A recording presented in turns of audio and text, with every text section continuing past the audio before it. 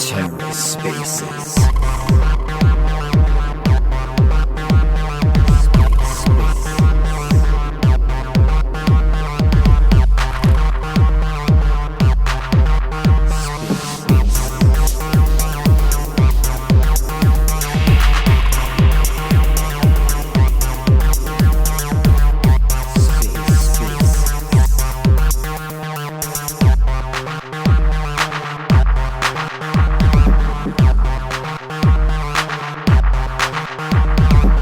Hello and welcome to The Ether. Today is Wednesday, December 28th, 2022.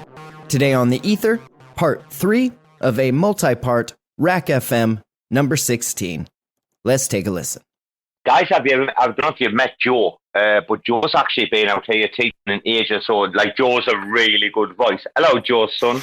I love Cosmos Joe. He's a legend. Hey there, Robo. I left you a little present in the, I'm going to leave you a present in the nest just for your own amusement after this Spaces is over. But yeah, I taught in South Korea and Vietnam, and I feel like South Korea in particular, they had like an obsession with accents and appearances, and they wanted like the prototypical Hollywood experience for their kids when they were in the English classes. And I thought it was really almost like more jaded than people in the United States are jaded by Hollywood. They wanted like, I don't think, well, a lot of them learned English by watching movies back then. So that's probably part of it. But, you know, it was just a very strange thing where they thought English had to be a specific way. And they didn't understand my accent either. Joe, China is and was and always has been the biggest joke about this. Seriously, if anyone wants to go back and look at the early 2000s, so like 2002 to probably like about 2007, until like Fitch came along and stuff, you want to go and look at the Chinese textbooks. And I'm using China as an example. I've got worse examples of like worse things with like Thailand, right, and other places. You want to go back and look at these Chinese textbooks and see this like all of the pictures with these like old like English bankers in like overcoats. And does anybody know what I'm talking about? The stereotypical like fat like English banker with a bowler hat. George, you know what I'm on about? Not like, yeah, dude. Some of the textbooks look like they were made like in the early 1900s with like the most stereotypical pictures you could possibly, like every white person in the textbook was like tall with blonde hair and blue eyes, and anyone that they wanted to show is like I don't want to say like a villain, but you know, like someone who they would contrast with the prototypical white male was like a short, fat, dark-haired person. It was very, and you know, I was only I spent a little bit of time in Vietnam. I was teaching in a private school, so it was different. But in the public schools in South Korea, they were discriminating against people from Scotland and South Africa. At one point, they did not hire them because of their accents. Yep. They didn't want anybody from India even in the country, never mind teaching English. And I remember I saw a job posting. I saw a job posting in South Korea. This was for a private school, but it's under the same umbrella as the public schools with respect to the English speaking initiative. And the job posting, I swear to God, it said, you know, hiring an English teacher, this is the salary, these are the hours, these are the ages of the students that you'll be working with. And then it said no coloreds, no Kyopo. And Kyopo is basically a Korean person who was born in like United States or Canada and went back to Korea. They didn't want them to be teaching English. They wanted like a hood ornament, white person, preferably tall, blonde hair, you know. They wanted like basically Thor to be teaching English to their students. I got a pass just because I was from New York, and they think New York is like such a special place, kind of like LA and New York, because they're in all the movies. But yeah, no coloreds, no Kyopo. in Kyopo, I was like, wow, why not? I was about to chime in prior to you speaking on teaching English. Sure. I ended up going back for just a few months, had a contract for film. My sister was actually from California, and she was also adopted. She's Korean as well, and she went back to teach English because she has a couple masters in France and looked good on her resume. But when I went over there, and with my accent and the way that I appeared, it was completely just it was just bad. I'll just put it that way. Being treated like I was less than anything else, but I was under a contract prior to coming out there to where I had to fulfill it and get me the hell out of there. And the complete setup for it was below even just the regular individuals that were residential.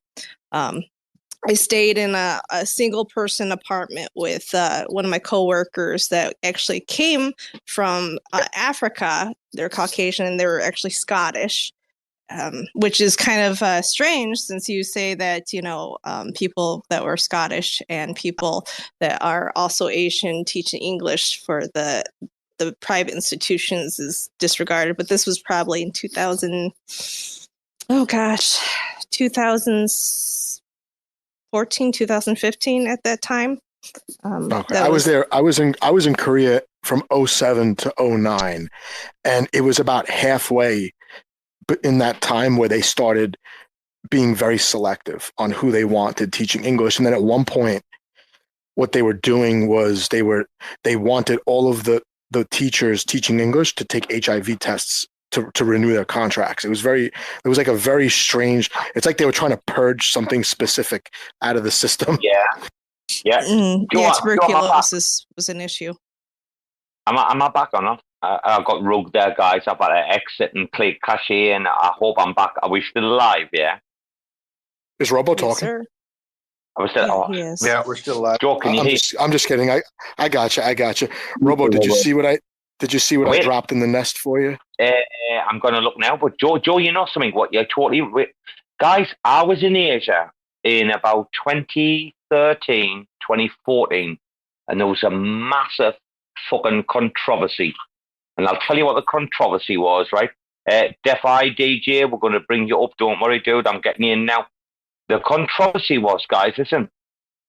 There's this job ad has been posted in Korea, and it like singled out like Irish people, and it singled out their like a tendency to enjoy alcohol. Basically, there was a fucking Korean job advertisement that came out, and it was like just the most detrimental thing to like Irish people I'd ever fucking read in my life. So what a lot of people need to realize is that English-speaking countries, what we would call like a NES, which is like native English-speaking, right, versus NNES. So you've got the two things, yeah? NES and NNES. Native English speakers, non-native English speakers. Now, there was a thing a long time ago where literally your mother tongue, which is like, if anyone knows what a mother tongue is, right? If you don't, go on Wikipedia it. Literally, there were 5 countries, right? Originally on the list out here in Asia. And there were the UK, which would include Northern Ireland, right? Canada, Australia, New Zealand, and America. There was only ever 5 people. And then what happened was, because a lot of Asia was struggling, right, for intake, especially like companies like and a few others, right, Laos, Cambodia, blah, blah. Literally, they opened it up where Irish citizens, so like Ireland, I'm not going to call it Southern Ireland because it's wrong, it's Ireland, right? Irish citizen, and then South African. Now, a lot of schools here have issues, right? And it's really weird because, like, I know, like, South Africans who can probably, like, speak, like, better English from me, like, Scottish relatives, but born and bred in Durban in South Africa. Literally, just don't even speak Afrikaans. Literally don't know anything else other than the English language. Yeah, but they'd be looked on as like pieces of dirt. But Joe, and I did miss what you were saying a little bit earlier, and the NL kick came in. Dude, there was a massive outcry where kind of like this job advertisement in Korea, like labeled like the Irish as fucking useless, like drunks. Dude, this was big fucking shit over here for like 6 months.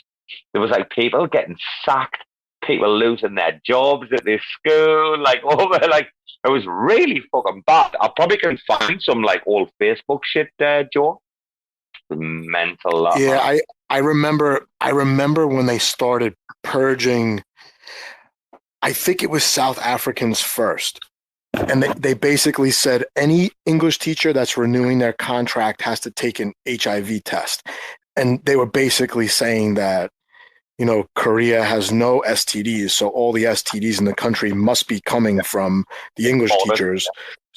And then, then shortly after that, they stopped giving visas to Scottish and I think Irish people also, but I don't think it was because of the drinking.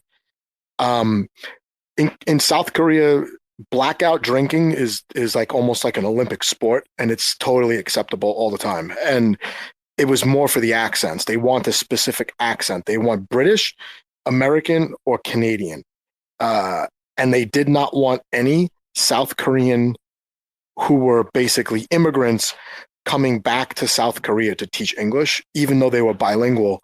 They did not want them because they don't fit that prototypical, like they want a hood ornament for the school.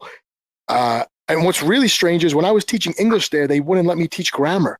They only wanted me to play games with them. And they wanted the Korean teacher to teach grammar out of those books that look like they were made like in the 1930s with the ridiculous pictures in there. Like you were talking to before. It's the same in Thailand too, Joe. Listen, I believe it. Like literally, they want. Oh, dude. I mean, Joe. Actually, before I talk to you about this very quickly, Joe, what level? and guys, listen. This is not a generalization.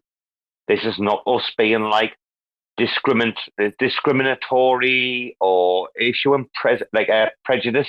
I live here. I fucking love it. But Joe, tell me that Westerners are not marginalized in Southeast Asia. Joe, tell me that there's not a level of I'm not going to say like racism because that's a wrong word. It's totally inappropriate. Joe, there is a lot of like, right, okay. As a teacher, right, guys, listen, as an English teacher, yeah, they need us here, right? Put it this way, Thailand needs me. Korea needed you at the time, right? But Joe, you encounter prejudice pretty much every minute of every day in Asia. Like you never. Yeah, I mean, you're literally treated like I don't want to say you're treated poorly all the time, but there's just like this condescending attitude towards foreigners. And I noticed it in South Korea. But, here's the thing. If you're going there to do a job and you're going out of your way to look for it, it could be a little bit depressing and you're basically ruining your own experience if all you look at is all the times that you're treated like they basically treat you like you're stupid. Like for me, that like when I was in my school, they would never ask me to do anything difficult. They would only ask the other teachers. They would ask me to do simple things like, hey, can you teach the students how to color or some stupid stuff like that? Can you do a spelling bee? Like just they would ask me to do all these really trivial things. They would never ask me to do anything difficult. And it was because I was the foreign teacher versus the Korean English teacher. In Japan, I thought it was way worse. And I was only there for 5 days where they wouldn't let us into hotels. They wouldn't let us into restaurants and bars because it was me and another white guy. Southeast Asia, I didn't notice it in Southeast Asia as much, but in South Korea for sure, it's very, the nationalism is high because they have this competition with Japan, China, and North Korea. And the foreigners are foreigners, and that's just how it's looked at. There are a few like taxi drivers would not let us in the taxi. Like it's little things like that. And what I found was the American women had the most difficult time there because they were so used to basically being put on a pedestal at all times that they would generally be the ones that couldn't finish their contracts because they were getting into fights with their bosses or coworkers neighbors, and they just couldn't cope with being talked to a certain way or treated a certain way when they went out. So that American women, I would say, had a very difficult time in South Korea when push came to shove. Dude, people don't realize, but actually, they don't. That you see, it's born out of like a sense of like nationalism and the rebuilding of World War II. But people don't realize that the Japanese, I think so, are the Japanese are some of the most racist fucking people in the world. I mean, even when you become friends with them, the Japanese are like, you could live in Japan for 50 years and you would never be one of them. You'd always be looked at as an outsider. This is what people don't realize. Is like they will look at you forever like an outsider. Like I'll always be an outsider in Thailand, even though I'm integrated like more than you can believe. I will always be a Falang. They'll always refer to me as like the Falang, or you're always the outsider. You're never in the inner circle, Joe.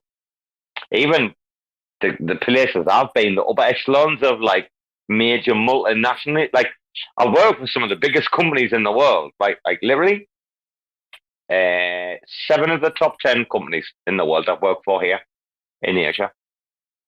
Dude, as nice as they are, and as much as they try, and as much as they try to bring you in, Joe, you are never going to be on that level. Like, you're never, ever going to get in there. It's impossible, even when you're married to them. Like, I know, I've got friends that are married in, like, high-soul families, and they're just like, dude, for fuck's sake. Like, most of them are sick of their lives. Like, I know 4 guys right now in Thailand that are married in the high soul, like really like rich families, and they hate their lives. Fucking hate it. They have to pretend they're Joe. You know what I mean, dude? There was a lot of things over there get swept under the rug, and they happen out in the open, but like nobody talks about them. And it was like especially family issues and like, I don't want to call it mental health issues, but pressure that was put on different family members for different reasons, whether it be like, 15-year-old boy having a lot of pressure to keep their grades up a certain way in school, to the point where like the suicide rate's like really high. And then the other pressure that I noticed was any women in their mid-20s that weren't married yet were put under a lot of pressure. And it kind of just gets accepted. And as a foreigner, you don't really learn about it right away. It's almost like you have to kind of get lucky that someone explains it to you, because you don't see it. But I don't know if you want to just write it off to like a cultural thing, or just that United States, maybe the expectations are just lower all around. I don't know. But some of those things also extended out to, like, let's say like with the younger women, Good. No, I just want to say the suicide rate that you're talking about, it's no joke. And it's something that's become very, very, I mean, Bangkok is a city of like high rises, right? And it's a city of like balconies, right? The amount of stories in the press all the time about these students, like, I mean, on average, we have like 2 to 3 people per day in Bangkok throwing themselves off balconies, right? And about fucking 20-25% of them will be like young students. Dude, people don't realize these Asian tiger mothers, the pressure that they put on these kids is absolutely shocking. I've seen it with my own eyes. I've seen mothers like forcing their kids through years and years of schooling, to the point where these kids are 13, 14 years old. They're coming out of the classroom on a weekend. This is a weekend where it's extra studying, yeah? I'm getting paid loads of money, right, to do this, yeah? And I'm seeing kids come out and sit next to their mothers, and their mothers will get the food out the thing and start spoon feeding them. When you see a 12 and 13-year-old kid getting spoon fed and a kid that's like in the class talking about like conjunctive adverbs or whatever, right?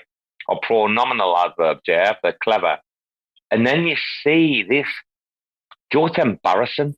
Like literally, these Asian tiger mothers are the worst, dude. They're fucking horrendous. I remember. No one read that.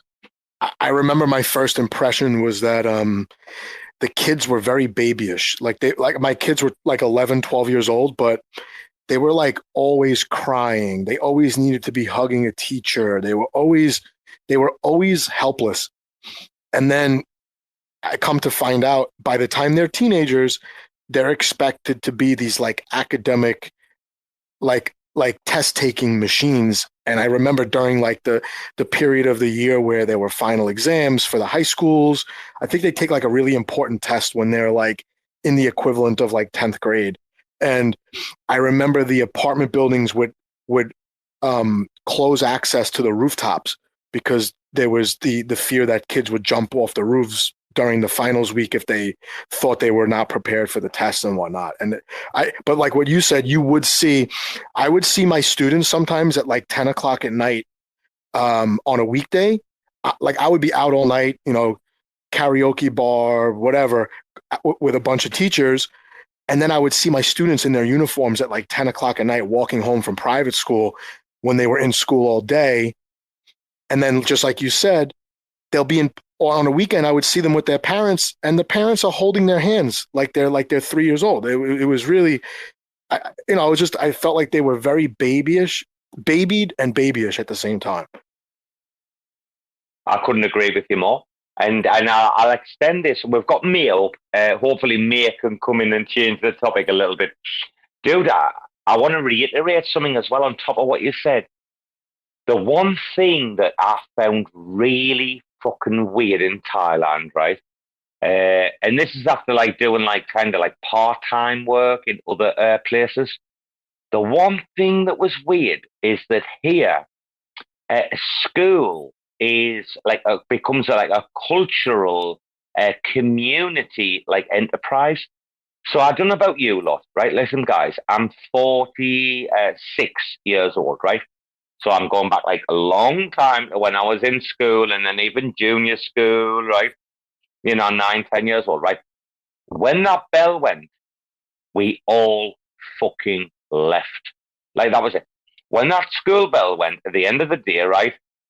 In my time, everyone left. Everyone fucked off. Whether you were if your parents were working, you'd go to the neighbor, blah, blah, blah, right? When I came to Thailand, I'd never quite seen anything like it. I went to work at these like really like traditional like government schools, right? And what I realized is that like there's a lot of these kids where their parents are like street sellers, with the food carts on the streets, or like one-man band, or I'd be driving the taxi, and what I realized that like very quickly is that like there's a certain amount of kids that go home, and then there's a certain amount of kids that like can't go home, and until it's like whatever time at night, yeah. And I found this to be really weird. Is that like all the kids that can go home do, the kids that can't will stay in the school, and it's really weird as well, guys. Listen, they've got like dorms and that as well in the schools for like those kids that like really can't go home because their father might be on like a long distance like drive or something. These kids, it will become more than a school. It will become like their like community. They'd finish school. They'd finish at 4 o'clock. I mean, at 7:30, they'd still be out there playing basketball, or they'd be doing like the b-boy stuff, like on that, the b-boy stuff that they do out in Asia a lot of the time. I couldn't believe that school is like this free, like aftercare, like social community, like endeavor. Joe, I know it's not the same in Korea and Japan. It's very different, but here in Thailand, like schools only close or finish up when all of the kids have gone home.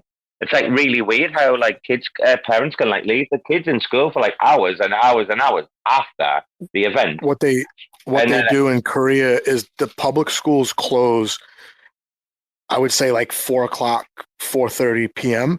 And then the kids have about 30 minutes to an hour to get to their private schools. So the private schools end up being like an evening daycare for teenagers. But that takes money. But that takes money. Wait, they haven't got the money in Thailand. They haven't got the fucking money in Korea. Right.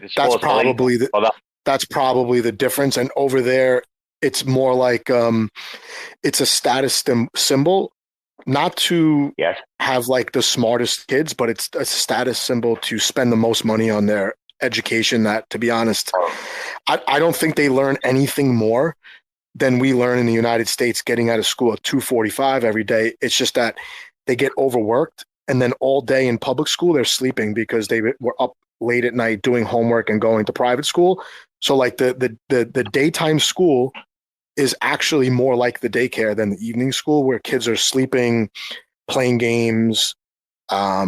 It's just I get it, because over there the men are expected to work till like 9 o'clock at night, and usually the moms, if they don't have small kids, they're working long hours as well, so the kids can't go home.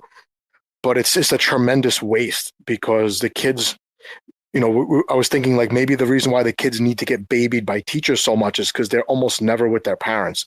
And their parents, especially around middle school age, I would say like between like 10 and like 13 years old, it's almost like crucial for the parents to be bonding with their kids a little bit, and they get much less of that than what I notice over here. So dude, they treat that. Listen, out here, I mean, May has come up. I want to bring May in here before we finish, because I'm going to bed. So I just want to say, listen, out here, unfortunately, a lot of people do treat their kids like a commodity.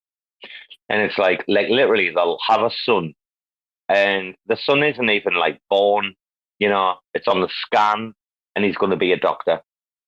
Like, this kid has got this pressure of like being a doctor before he's even born.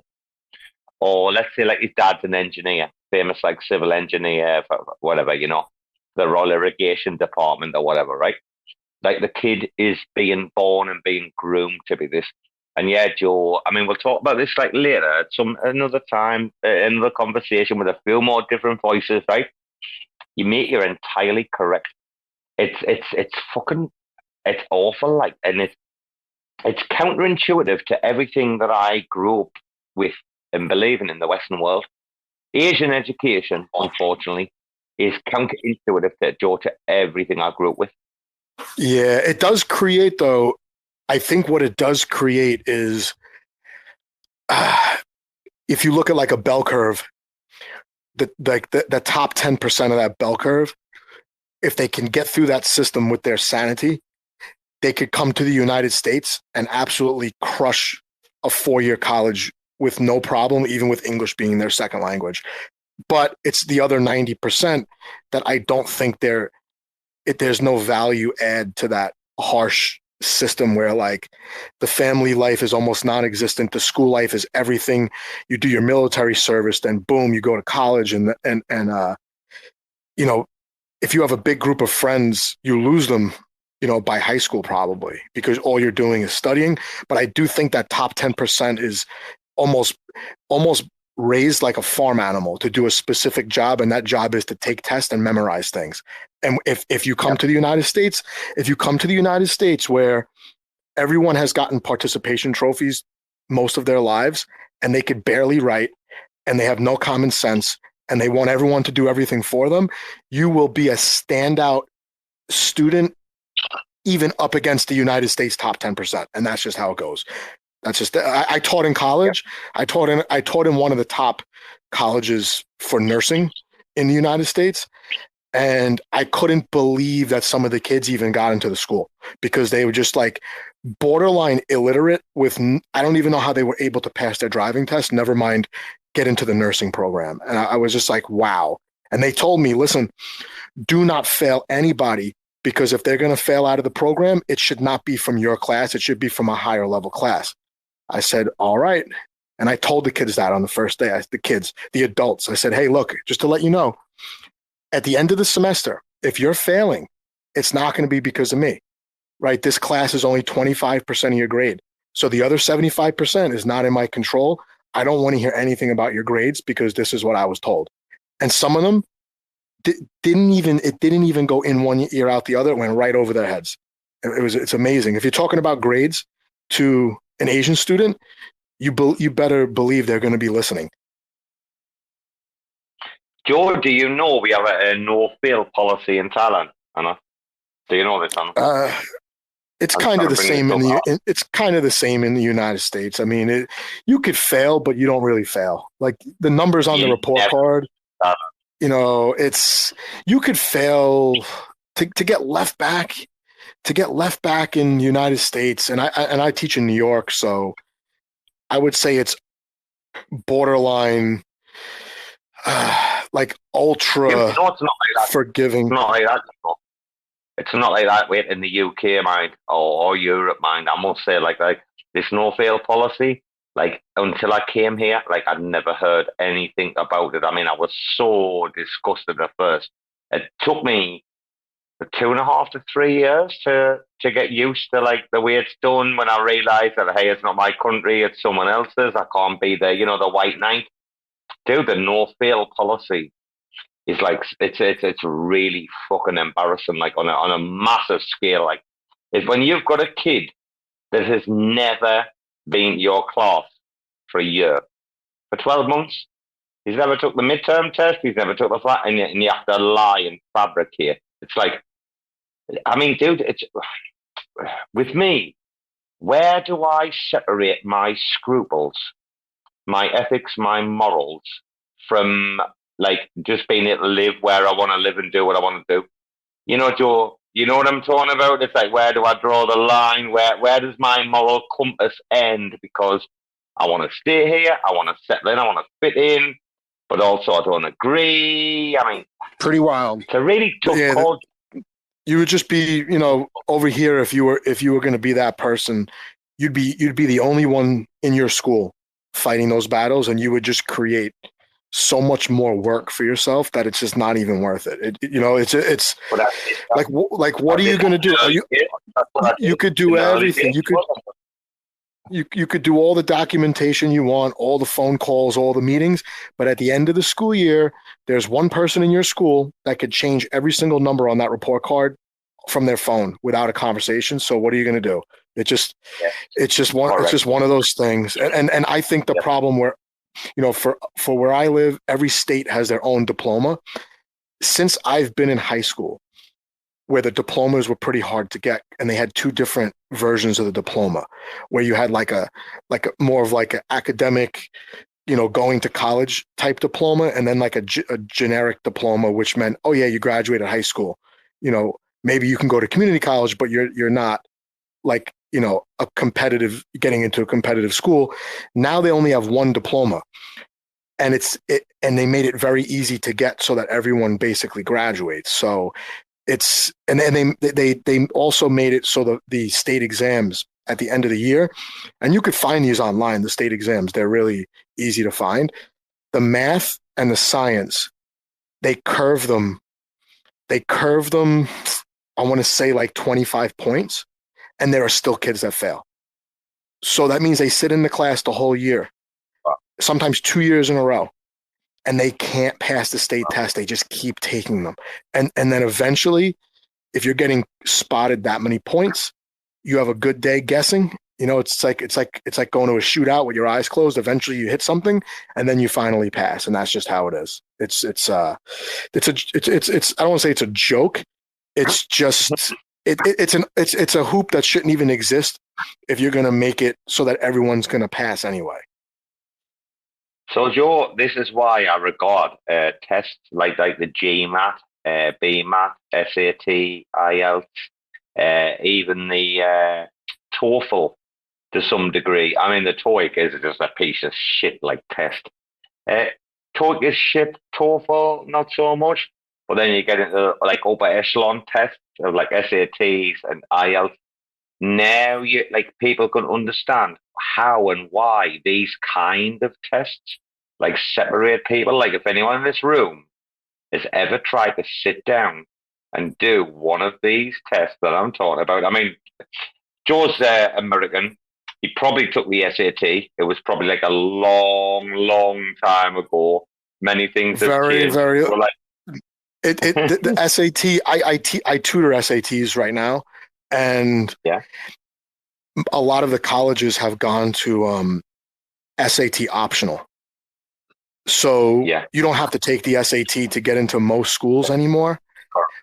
correct.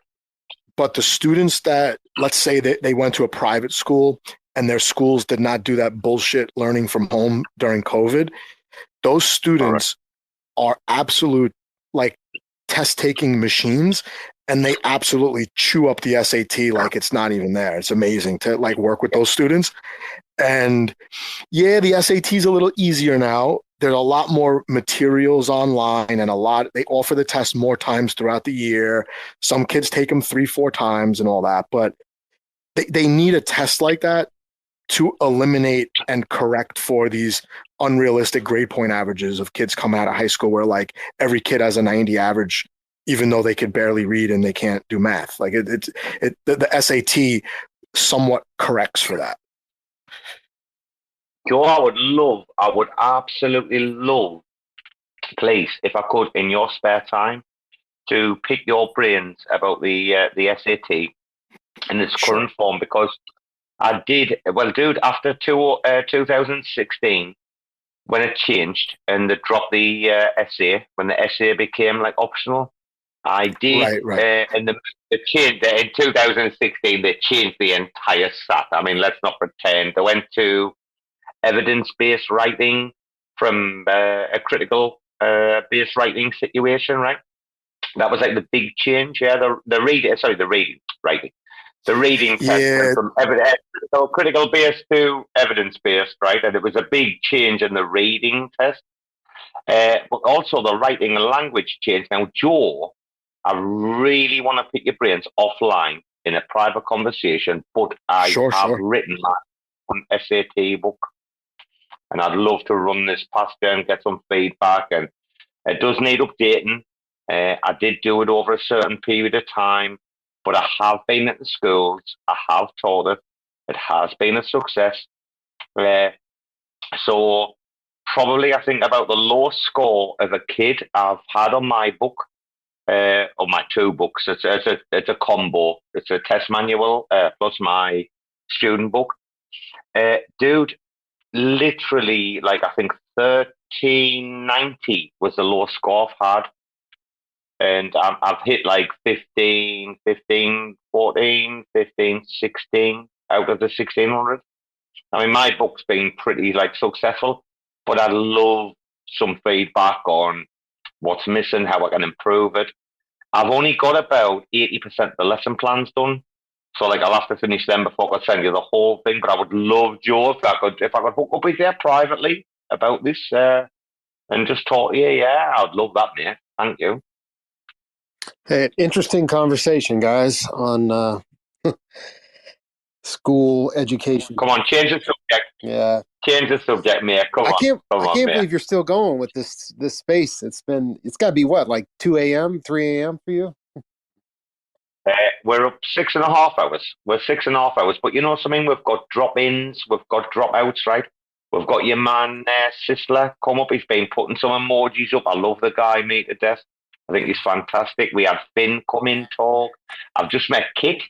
I met Kit for the first time and a couple of our friends. Like, dude, why would we not, like, continue? Why would we not try to, like, extend? Yeah. You know, you might talk shit for half an hour, but then you're going to start a new conversation when someone like you comes in, dude. No? Yeah, good stuff. Good stuff. I was just listening in on the... What's happening with you, Mia? What's happening with you, Mia? Come on, talk to us about you. How you doing? I don't want to go into too much of that. I do feel like what you guys were talking about as far as these kids taking tests, like, I think a lot of it is these parents are trying to, like, relive, like, their life through their children. And I don't think that's not healthy. You know, it's kind of sad to see that. Well, yeah.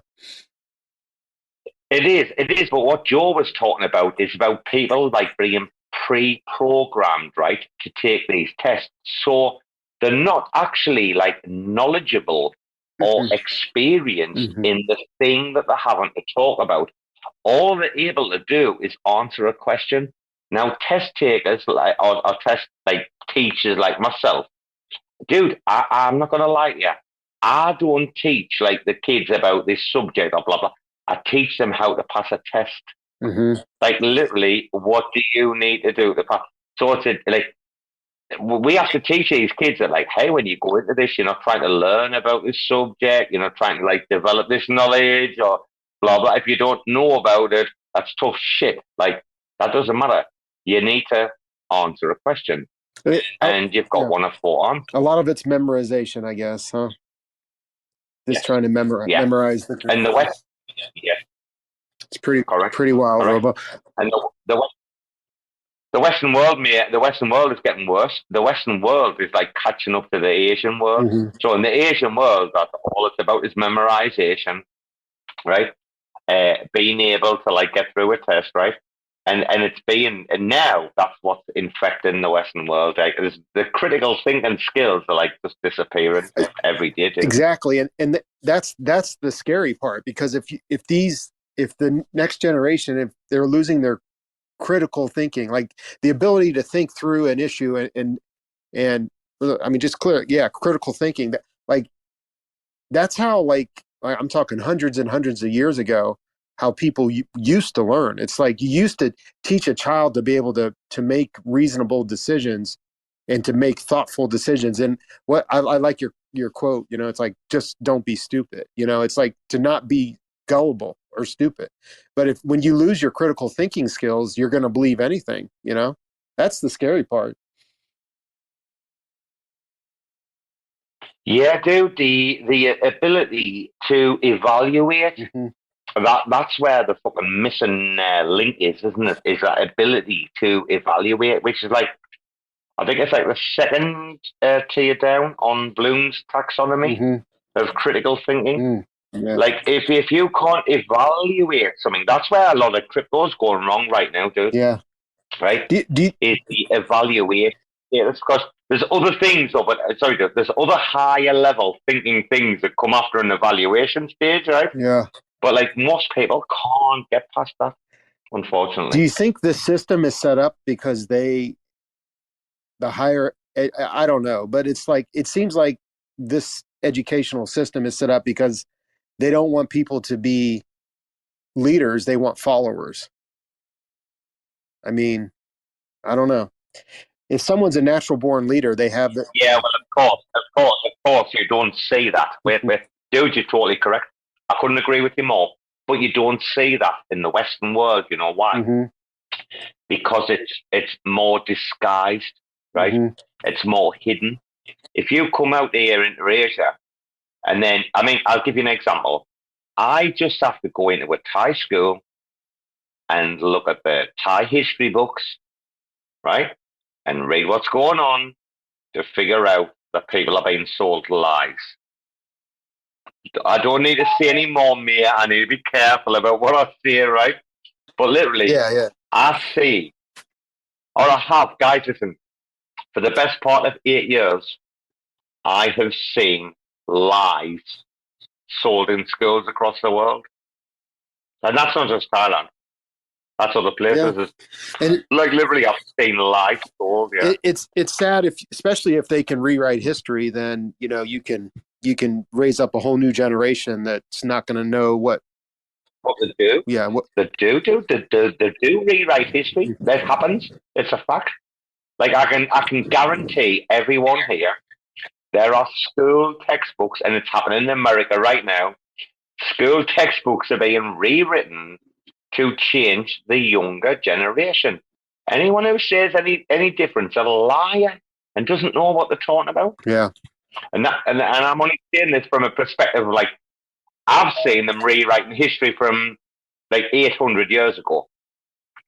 Right in Thailand now, they teach a conflated fucking history. Didn't happen from 800 years ago. Yeah. Hello, Joe. But Joe's back. I got rugged, but I did hear Robo.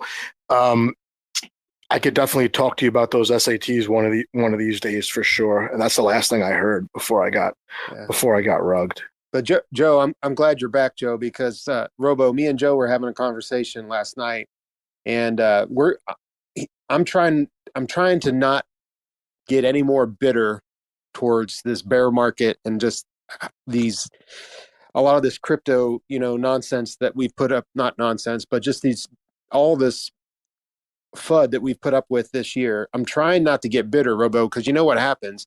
If you get really, really bitter, you're just going to want to cash in at the bottom. And I don't want to do that right now. So Joe's been trying to talk me off the ledge a little bit of you got to ride it out. Yeah. A couple people that we are friendly with, I won't name them, they did cash out at what I feel is pretty close to the bottom right now. And it's sad, but also, there could be good buying opportunities if the Fed just keeps their foot on the gas. Like you don't know what the hell they're going to do until they break something with the interest rates. So you never know. I thought about like for the name of tax loss harvesting, I was going to sell some Bitcoin. I was going to sell some Bitcoin today, but then I'm like, then I can't really buy it back for 30 days. And what if I miss that like Fed reversal, and then in order to save a little bit on taxes, I end up losing several hundred or thousand in the reversal. So I don't know. I'm with you, Mayor. I just try to keep a level head. I don't want to do anything stupid. The less decisions that I have to make with my trades and transactions, the less likely I am to do anything dumb. So I've been compounding everything. And the only thing that I buy the last, I would say 8 weeks or more, I dollar cost average Bitcoin. I have not bought anything else as far as tokens.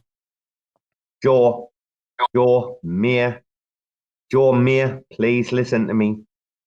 NFTs are the big, and just look at what's happening with like the penguins right now. Or look what's happening like with the move with like Daygods and Mutes over to like Ethan Polygon, right? Literally, honest to God, I'm not lying to you people. I was the worst person 12 months ago. If you'd have mentioned NFT to me, I'd have spat in your face, right?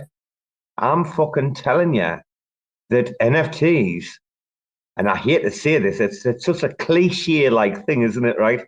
Robo must sound like an absolute gong. NFT communities are the future, and I'll tell you why. I totally agree, and I think for some of these blockchains, NFTs are the only assets on the chain, and the fungible tokens that are inflated until they're worthless are going to be, they have a very short half-life. And NFTs, even if a project is a rug pull, you could still salvage the actual NFTs themselves and repurpose them, right? Somebody else can come along and say, all right, it sucks that the creator, left this project, but there are 5,000 of these NFTs, and we know the community was working on this. You could onboard people even by an individual metadata trait of the NFTs. I think the NFTs are going to make better DAO tokens than the fungible tokens. I don't see how fungible tokens can be good DAO tokens. I don't see it. I hope WinDAO has it figured out, because I don't see how you could use a fungible token as a voting token and also a reward token that's inflated in triple digits. I don't see how it can work. Sistla, I love you. I like the way that you have a practical approach for, the referencing to NFTs and your whys. NFTs just as a hyper focus, though. People enter in as liquidity for a freaking JPEG, their photo. They're not educated, and most of them don't move on from it, which is a problem. So when we try to, boost education and awareness of like how the cosmos work and just general, blockchain technology interactions with an NFT, people don't move past that. So I'm not necessarily for NFTs in that sense, but your practical approach, yes. Yeah, no, you're right. I think the number, I forget, I think I was talking to Mayor last night, and I think you were on the spaces for a little bit too. NFTs, as far as like functionality, it's mainly been for speculation, and that's kind of how crypto started. They were just all speculative assets. People were buying them only because they thought someone else would buy it for more money later. With NFTs, I think if the NFTs have a specific purpose, and I think every NFT project moving forward that's going to be successful, unless it's just a standalone art project or a collectible, they have to organize themselves into some kind of DAO. It doesn't have to be an official DAO, but it has to be something like that, because a lot of the NFT collections, they're securities, or they're going to be designated securities, and regulation is going to come in, and it's not going to be good at all. I think stable coins and NFTs are going to get whacked with regulation, but I think there will be some projects that are organized like DAOs. And Bored Apes, you could say what you want. They're going to outlast a lot of the protocols on Ethereum, probably, right? Sorry. No, good. Yeah, one of the things, there was a thread that you and Slinks, I made a comment under Dankus, referencing that we need a more focus on the tech rather than NFTs, and, taking your practical approach, in reference, like, yeah, but you're taking the, appropriation of how we could, same thing as just theorizing. But we need to have enough people and participating to understand when creating the NFTs, the creators versus the devs, is we need to build our contracts a certain standardized way. So that way, if there is a rug pull and projects move from one to the other, we can actually, just like the node systems, we can actually, our validators, we have to have some sort of consensus additional protocol somehow built into it. Yeah, and I think also what's a strength for NFT projects is that somebody who's not even related to the project can attribute some utility to a project if they want to. For example, like, let's say I have a restaurant and I'll say, okay, every Thursday, if you have this and this NFT in your wallet, you get something for free, right? And NFTs can be used for in real life perks and benefits. I think that what you're talking about, I think that has to come, there'll be necessity for that. I think there needs to be like this like, just as people rush to buy NFTs, there needs to be a way to either migrate them or bail on them or repurposing them, I think. And not every NFT collection is going to get repurposed, but there will be some that can, just because of the community that they attracted. One of the things sorry, go ahead, Robo. No, go on, Kate, go on.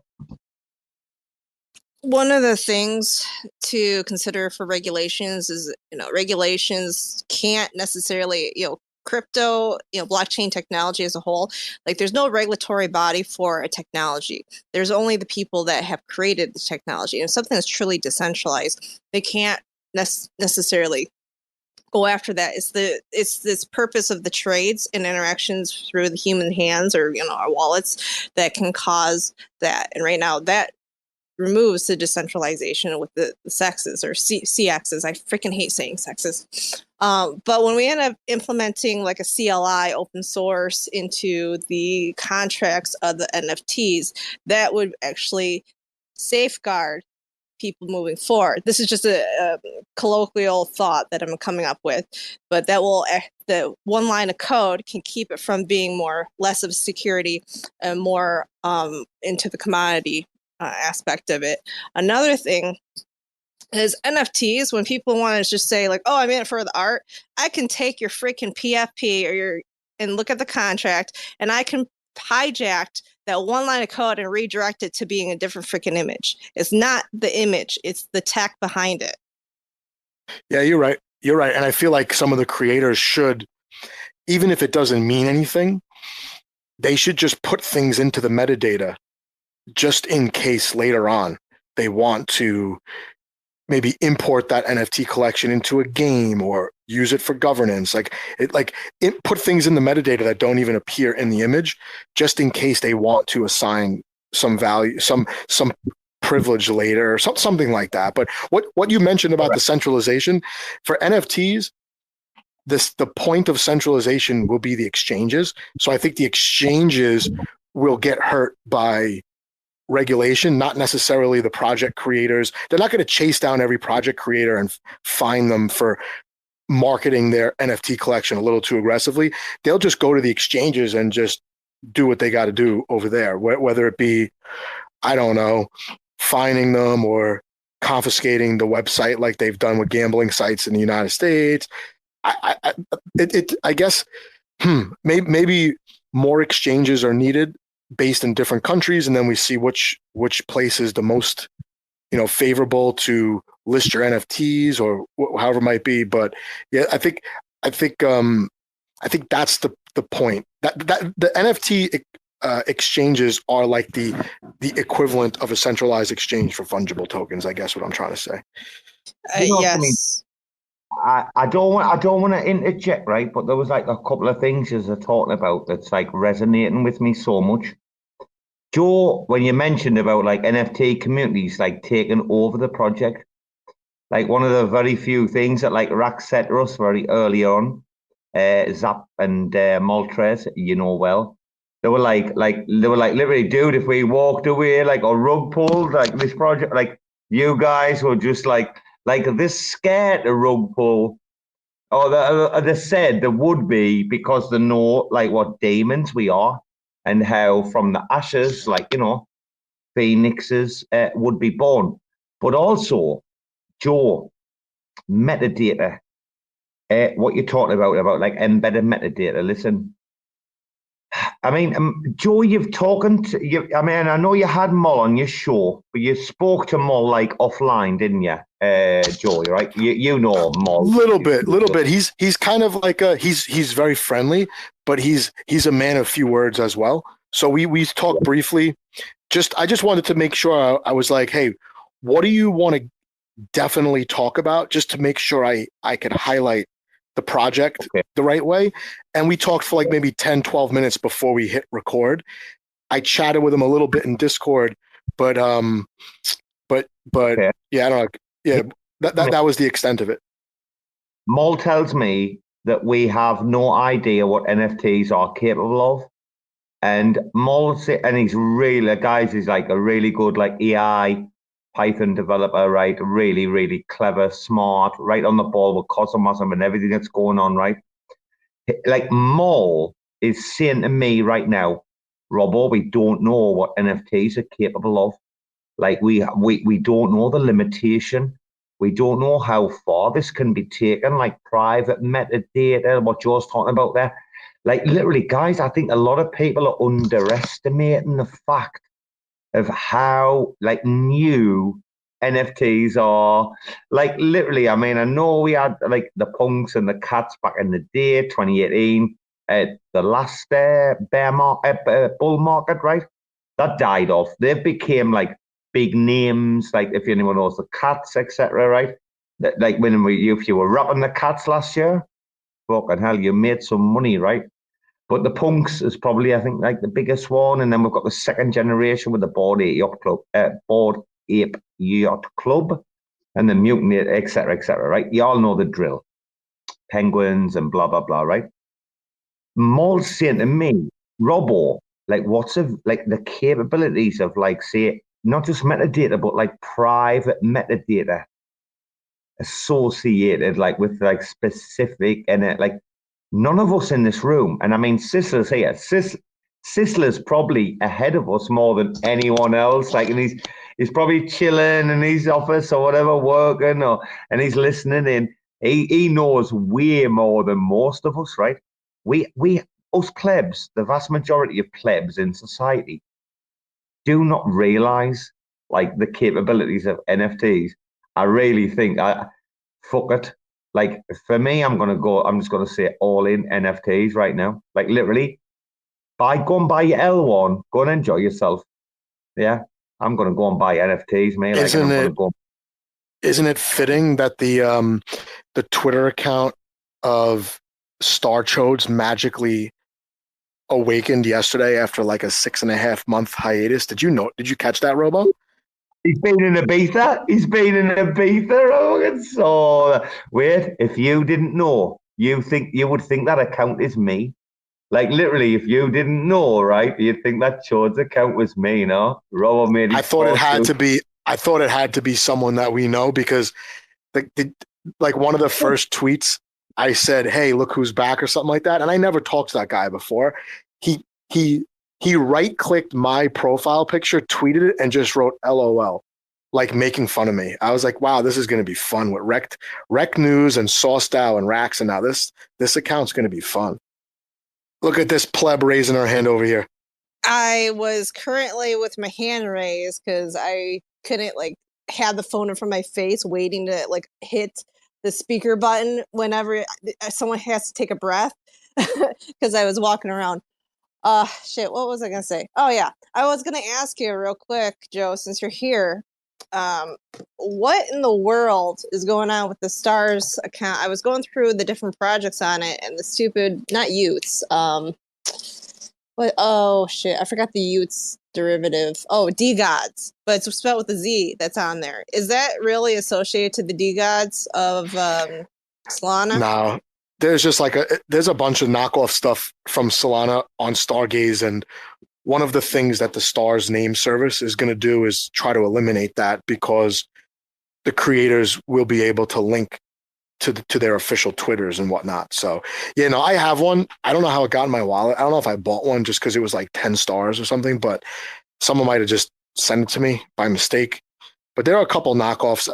Some of the knockoffs I like though, like when Robo, do you have Joe? When Joe came out, there was like Joe. What was it? Joe Osmos, and then Joe this. There was like 3 fucking spam Joe collections straight away. That was funny. I was like, I thought Timmy was making those, so I almost bought some of them, but I'm glad I did not because I don't want to support the bootleg Joes. That would be a great name of a collection, bootleg Joes.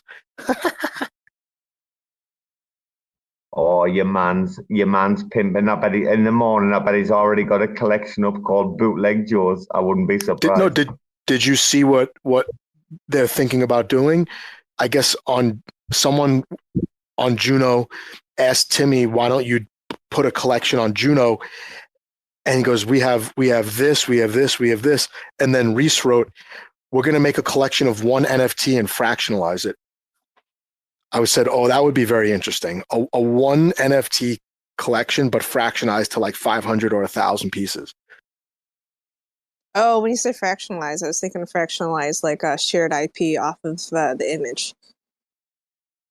Not shared image pieces like a particle, like Avalanche did. I visualize it as like a puzzle, and you get one piece of the puzzle, but I think it would be more like, I guess another NFT represents a percentage of the main NFT, something like that. You could probably do it with a fungible token, but Sisla's giving me the thumbs up. So I'll listen to Sistla. He's like Robo said, he had these conversations in 2021 that we're having now. I'm sure.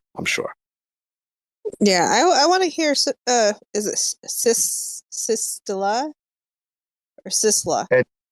Yeah, he's forgotten more than us plebs will ever remember. Joe, right? Joe, you always start your interviews, and I'll say if Sistla wants to come up, right, for you, darling. Yeah, I'll invite him up. Joe, some questions for you, very quickly, Joe. Yes or no? Because this is how you do your interviews, right? Joe, bad kids or raccoons? I don't have any bad kids. I got my racks. But Georgia, that's not yes or no. Like, which one are you going to go for? Come on. That wasn't a yes or no question. Racks. It's a close question, right? It's a close question. Bad kids or racks? Racks. Okay. Chodes or baby chodes? Baby chodes. Okay. What? Rama or Rect V? I mean, it's like, do you want to get punched in the face or punched in the throat? Rob, I feel like. I mean, that's a tough question, man, because I think I disagree with Rama on everything, and I agree with V on everything. So I don't know. I think I'll go with Rama. I like disagreeing with people. Right. Okay. Communications DAO or sub DAO? Source sub DAO. Sorry. I don't acknowledge source sub DAO at all. Wow. Last question. Stargaze or Omniflix? And bearing in mind, Sistla's coming Son of a bitch. I knew there was going to be a setup. I have more NFTs on Stargaze. I don't. Son of a. I think I'm getting rugged. I think I'm getting rugged here. Sure. Hey, Sistla, Stargaze or Omniflix? Hello, brother. Hello. I mean, come on, you guys know I'm biased, but you're also like one of the top 5 validators on Stargaze. So, it'd be both Cosmos and NFTs. See that Omniflix, pure class. See that, guys? A gentleman and a scholar. Oh, always. I love Sistla, mind. He's great. Great fun. I hope you had a Merry Christmas, Sistla. Hope you're ready for the new year, bro. Yeah. Yeah, I mean, we're working on something. I sent Joe that the other day. So, pretty exciting last week. Oh, yes. Yeah. So, yeah, Robo, you've been going on for like 6 hours. I saw the first tweet. It's insane. Does this happen every week? Dude, there was a time it was happening like every day. I am trying to like show people like I'm enjoying the holidays, but I'm really, really interested in Omniflix becoming this like mighty fucking media organization, because I know it won't be like a typical media organization. They'll be run on a like decentralized scale, but after like seeing you guys do the Cosmoverse stuff, like literally, I've never spoken, Sistla, to anyone in the entire industry who's not fucking bullish on Omniflix. Like Joe, I'm going to ask Joe. Joe, have you ever spoken to anyone that's not like ultra bullish on Omniflix? Literally, no one. No one. And Sistla is one of the first people that spoke to me when I first came into the ecosystem. We had like a meeting, I think it was like last March.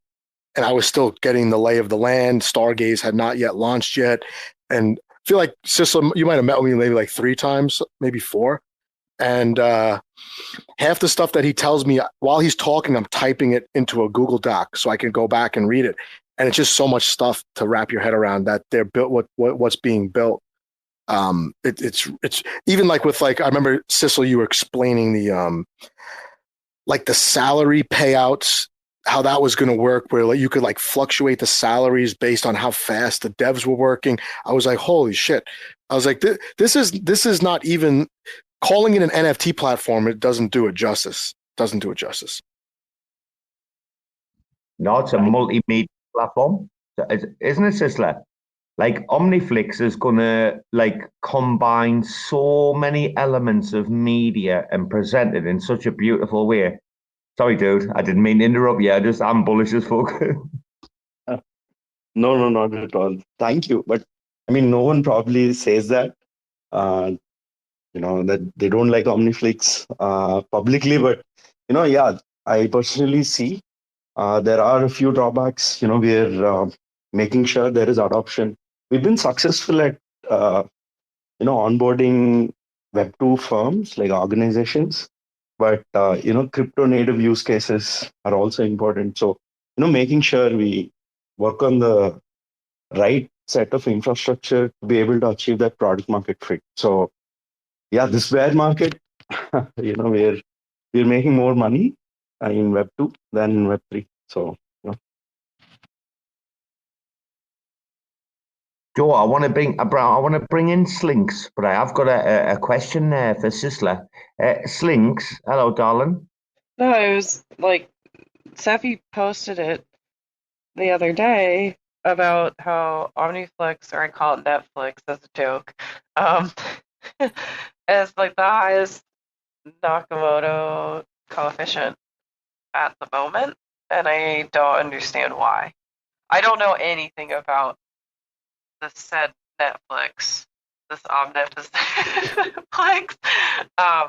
But yeah, I just want to understand why. Yeah, let me explain. So yeah, just a moment of trivia. Like we were called Free Flicks. We called ourselves Free Flicks from 2016 to 2020, end of 2020, and we meant free as in freedom. But people didn't think of it that way. So eventually we had to rebrand to Omniflix. But I understand Slinks. And Omniflix network at this point in time has the highest Nakamoto coefficient, at least in the chains that, in the 2025 chains that Smart Stake tracks, and has a very low Gini coefficient. So Nakamoto coefficient is how many validators does it take to take the network down, right? How many validators need to collude to take the network down? And Gini coefficient is like the inequality between validators or people with voting power. So when you have like zero Gini coefficient, that means everyone is equal. And if you have one, that means like there's a high disparity between the rich and the poor in the network. So at this point in time, because we did not launch a token, the ratios are like extremely high and well distributed. That's because we planned for it to be that way. But maybe after the token does launch, we launch a blockchain, but not the token. So we are building first before we could launch the token, and hence you might see those stats. Yeah, we definitely want to maintain those after the release of the token as well. Sistla, I really want to highlight this. Listen, guys, I've been in this space for so long, talking about Omniflix since what? March, April last year. By the end of the year, talking about it a lot. I just want to say the fact that I was talking about Omniflix as a possible airdrop, as a possible token 12 months ago, and it still hasn't dropped. Guys, I cannot begin to, and obviously you guys, are validating to create income to run the business. I can't tell you how high, in my estimation, you guys are for not having released this token. And I want to get Joe's opinion. He's a YouTuber. He's got the comments. Joe, can we talk about the fact that like Omniflix are like, nah, we'll release the token when it's like right for the organization, the industry, the community. Like the fact that how long Omniflix have waited off from doing this and are learning from all of the mistakes that these other people are making. And I mean, stop me if I'm wrong. I think the blockchain's been live, Sistla, how long has the L1 Omniflix blockchain been live? About 9 months or something? 6 months? Yeah, that's right. Like since February. So right. 10 months. And 9 months, right? 10 months. Amazing. 10 months. Joe, tell me, they haven't released a token and the blockchain's been going 10 months. Come on, Joe. Talk to me. Yeah, I think others are making a little bit of a mistake if they release their token way too early. And in the bear market, everyone's so negative and skeptical. They assume, or some people assume, the team's going to dump on them as soon as there's a liquidity pool, and they sucker us in with those nice APRs to LP. I mean, if they're getting by with no token, I think it just shows they're obviously focused on other things other than the token, and that's building up the platform. But Joe, there was no bear market in February. Sistla saying he launched the chain in February. Well, they launched the chain in February. There was no bear market. In fact, Cosmos hit its like mega bull market in that like March to April period, right? Yeah, so, I think February was like the Cosmos top. So yeah, and I agree. I just think I think most of these protocols, I think they just assume they have to get a token out really quick, and I think a lot of these tokens are never going to recover. And whether it be like Crescent or whoever, I mean, Evmos, it sucks because they're layer 1 tokens and you need them to use the chain. But for people, they look at price and they only like stuff that's expensive. And if they see the tokens sold off 95%, they might not even use the network. So maybe I like that Omniflix didn't release a token yet, and I hope that I hope it helps them avoid the fate of some of these others. And I know Archway, same thing. They said they're really going to think through their airdrop because they don't want to suffer some of the same mistakes. And it's not even a mistake. It's just the way the airdrops are received, I think is a problem. And I mean, maybe this is not a popular opinion, but I don't think using the staked Atom as the only way to distribute your airdrop, I don't think that's smart, because we already saw that there are like massive whales holding Atom, whether they could shift governance on Atom or you end up with a Takumi situation. So you have to look at even the successful some airdrops are considered a success based on the percentage of airdrop tokens, but that's not really the only. I would rather airdrop a less percent of the tokens, but have it just distributed in a way where people are not going to try to dump the token. They're going to actually use the network, if that makes sense. Yeah, airdrops really are just fake growth, and showing how many wallets have it, but you want organic growth and encouraging people that actually care within the community. I think Asset Mantle's airdrop really wasn't such a bad idea the way that they did it, because it vests and you only get a little bit at a time.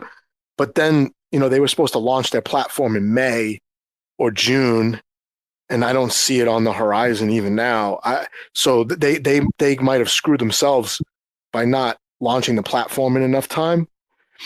Because if you offer a liquidity pool, people are going to sell the token. And if there's no platform, no one's going to buy it. So it'll be a one-way liquidity pool, kind of like what Fortis set up with BFOT, where it was like a one-way liquidity pool.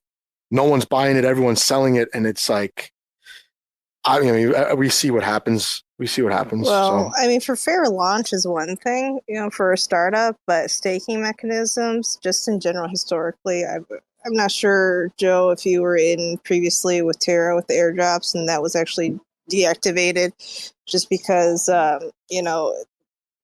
it's always centralized. It's never even fair for proof of stake, because there's always a team allocations and treasuries and seed sales, and it turns into just a marketing ploy for capturing interest. But that's just me being biased. I mean, I was not really involved in Terra, to be honest with you. So I'm a bit disappointed. Before we change, Joe, I'm a bit disappointed, because you did bring in Asset Mantle, and I didn't want to go there. I mean, you dragged across hot coals the plebs in the conversation, and that's not a conversation I want to have. What I do want to ask you, Joe, while Sisla's here, so I'm ready for the diplomatic answer. Sure. Do and can Stargaze and Omniflix like coincide with each other and live with each other, like side by side, even complementing each other? We talked about this the other day. Myself, Rama, Gaines, I think Shroot was in the conversation. There was a few of us, right? Talking about like how like Omniflix and Stargaze will like complement each other, how they're very, very different things, how essentially like Stargaze is like kind of like just a PFP hub. That's all it is, basically. Whereas Omniflix, you're going to go for like content experience, like amongst other things. I don't know, Joe, while Sisla's here, let's hear what the boss man thinks about us plebs. What do you think about that? We decided the other day, we said that Stargaze and Omniflix go hand in hand with each other. They're not competitors, they are compatriots. I asked Shane about that, and he said no. and for the simple reason, he's like, we're more focused on internal improvements than making partnerships and collaborating outside right now. And I thought that was pretty fair, given that Stargaze is still kind of new and doing a lot of upgrades. No, I don't mean about partnerships. I mean about, right, okay, I didn't mean about collaborations, blah, blah, blah. That's not what I meant. As separate L1s doing a similar thing, but not the same, and providing different like experiences from whether that's like an artist point of view or a buyer's point of view.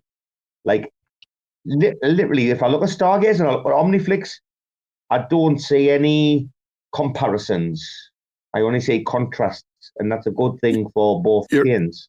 You're asking me or Sistla? No, I'm asking you. I just said he's on the call. All I'm saying to you is, I see them as completely different. I think you would go to Omniflix for one thing, and you would go to Stargaze for something else.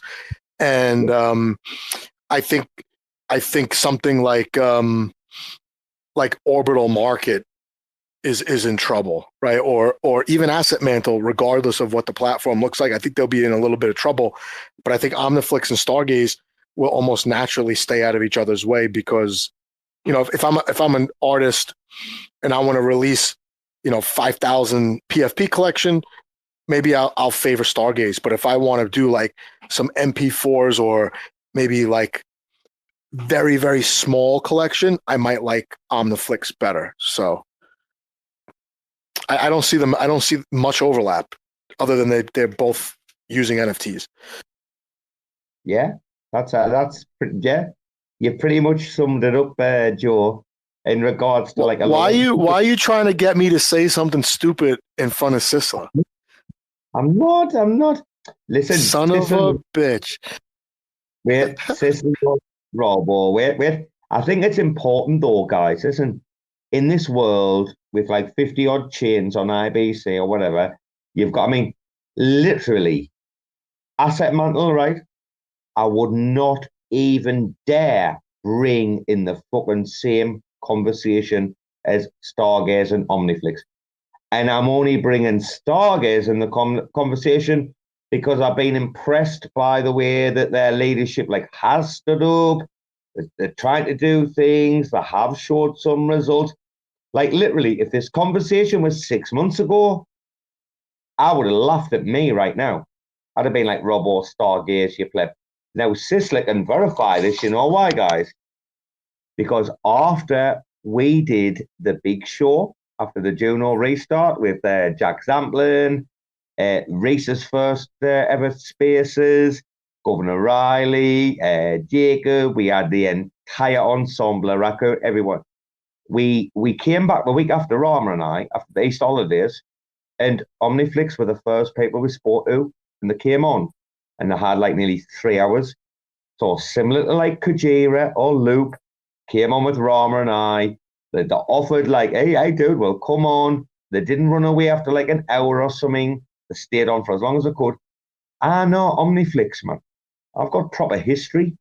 And like, to me, it's imperative I say the success of this like organization and what I've seen over the last few weeks. And you know what I mean? Everyone knows, man, what we're trying to do here, yeah? We're trying to protect the good people. And for me, man, they're absolute dynamite. Like, when have they not shipped? When have they not shipped? Like, they've held back on the token. Like, that speaks volumes. You know, Joe, you know John Lennon? John Lennon once said... Overrated. Oh, is he? He was killed in New York. He was shot on your door. I'm messing with you. Yeah, I know who John Lennon is. Yeah. What's his name? What's the dude's name? Mark Chapman. Right? Mark Chapman that shot him, yeah. Anyway, 1980, was it? Anyway, like, what I'm going to say, right, guys, is a conspiracy of silence speaks louder than words. Like, in the last, 6 months, if you've never seen me, like pumping, like Omniflix, well, that's a good thing, because they're quiet. We're quiet. But they're not quiet, either. They have fucking these creative fucking meetings, and, they're some of the most, their content they pump out. Sistla, I must say, mind, when it comes to Cosmos, like, is it individual like chain? Wow, you guys pump out content for days, bro. I mean, it has to be commendable, Joe. Yeah, they do, mind. We're not going to tell Yeah, and I can't wait to see if the way that Sistla plans to leverage YouTube is going to bring attention to Omniflix chain itself. I think that's going to be interesting to see how that pans out. Also, something else that Sistla is one of those people who's not out of touch with the community at large, and I think that's very important for an NFT chain to have like a front man who mingles with the plebs, if that makes sense. Correct. Of course it does. Now, Sistla, let's talk about Don. Don, I was going to ask a lighthearted question, but you go ahead, Robo. Sistla, let me ask Sistla a question before we get into him. I was going to ask Sistla who he thinks is maybe the most underappreciated artist that's launched on Omniflix. If he can name someone that he thinks should get more attention, or should get more attention than they currently do. I was curious if he had someone in mind. Yeah, I mean, the space is being recorded, so I'll go on record to say that tardigrades. I'll delete it. Wait, I'll delete this space when we finish. I'll delete it, bro. Don't worry. Say what you want. Sure. Thank you. So yeah, tardigrades, they did an amazing job. There was maybe a pricing issue initially. Like, they were selling an atom, and atom was low, went high, and then dropped, during the moments that they decided the price and announced it to the community. But like, for the folks that came down to cost movers, tardigrades, their community, like tardigrade NFT holders, got an amazing experience. We all got a welcome kit, a pickup from the airport to wherever we were staying. It was a lot, right? And the founder, he's so damn passionate. We could see that. And he's extremely creative, with his thoughts. Like, I'll just give a quick glimpse of what creativity means in this context. So he wanted to explain Cosmos ecosystem to people. And what he did was, he made cardboard cutouts of logos of various projects. He got the founders of each project. He got on board Ethan Bookman to pass on the Atom card to Sunny, and then from there to, Osmo, it got swapped to Osmo. Sunny had the Osmo card. Then Sunny gave Osmo, I think, to Shane. There was this flow. And then we got, from Shane, Daya got stars, or I got a stars. And then, we swapped it on Omniflix for a tardigrade. The tardigrade, went over to, another chain. I mean, there was a flow. It's like 142. I just failed to reconstruct the flow, but this is what he did. He shot individual clips. He was very creative at it. And, these were things that he did. He covered like Medellin and all, in an excellent manner, reduced anxiety for people that were going there, right?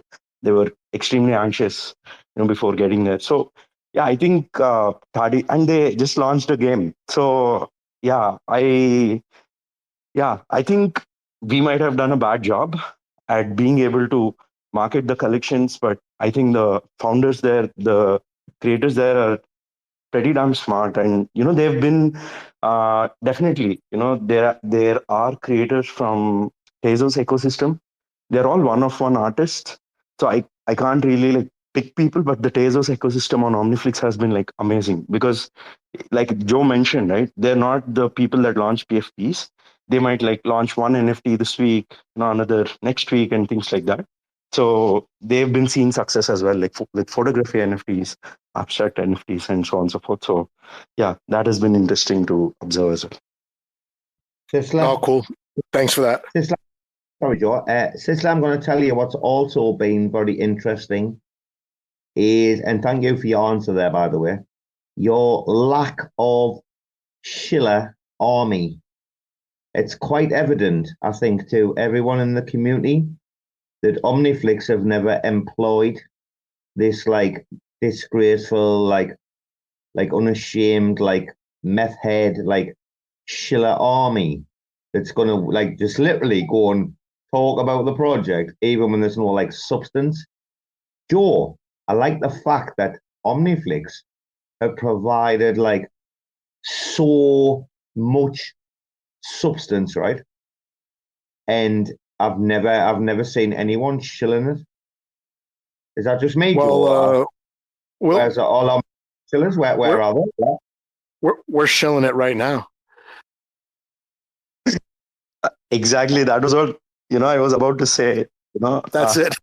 Yeah, like Lil Gaines, Radma, yourself, like, yeah, all the shout outs that we keep receiving, yeah, they're 100% organic. Like, we never paid anyone for anything, honestly. And, the Flix Fanatic sub-DAO, that runs right now with 4 people. Yes, they're definitely being paid, but they're most likely engaged in community operations rather than shilling.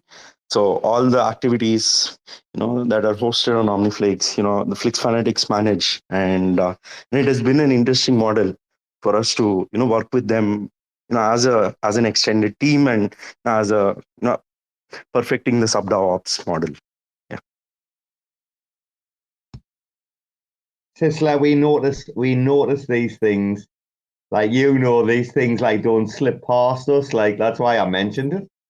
Literally, I can't tell you when I've ever seen an Omniflix like shill post, like, Joe, you know what I'm talking about, these like unashamed, like, come on, tag your grandma, tag granny in there, Joe knows what I mean. Yeah, you know what's funny? I got offered a couple of times, and I was like too stupid to understand that the people were paid.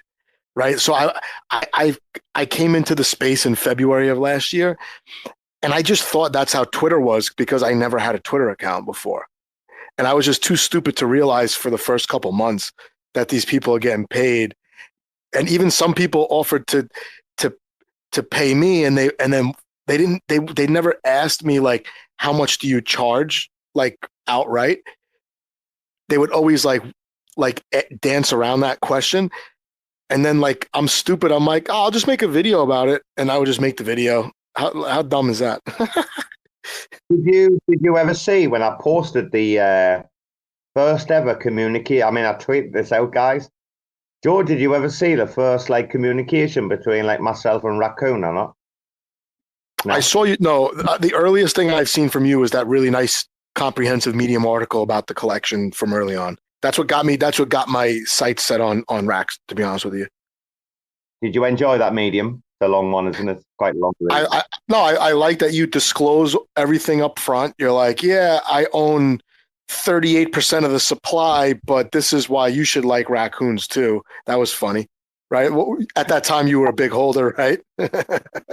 Oh, Joe, like I love this crack. You know something, right, guys? Listen, I tweeted this out. I screenshotted the DM of the Raccoon First approach, and it was a long screenshot. The scroll like screenshots, right? And it was like they were like dude, like, how do you work or whatever. I says, what you talking about, like, you pleb? And they're like, and I was like, hey man, it doesn't work like that. Like, I just like you guys, like, you fucking seem like funky dudes, blah blah blah. And they're like, oh, you're our man. You're what we've been looking for. Literally, it's like the most organic fucking thing. And I hope everyone in this room knows, literally, I have received virtually, I'm not going to say nothing, but I've received like virtually like nothing from fucking Raccoon. Trust me, like literally like nothing. Few free lottery tickets, a few fucking, an honorary. I had to select myself. This is what Joe... Right, guys, listen, the crypto economy doesn't work like it used to. All these shillers, all these cunts we've seen before, they're all dead to us. What you're seeing now with the emergence of people like Joe and the further emergence of people like Don, who were pretty much like unknowns like 6 months ago, right? To be fair, And then you're seeing like people like Tank, who trademarked, I think, that very common phrase, the IBC gang, that was being used for like, I don't know, 2 years or something. If you see like all of the stuff that's like going on right now, right? These like emerging content creators, these emerging economies with like things like OmniFlix start, like, how can you not be bullish?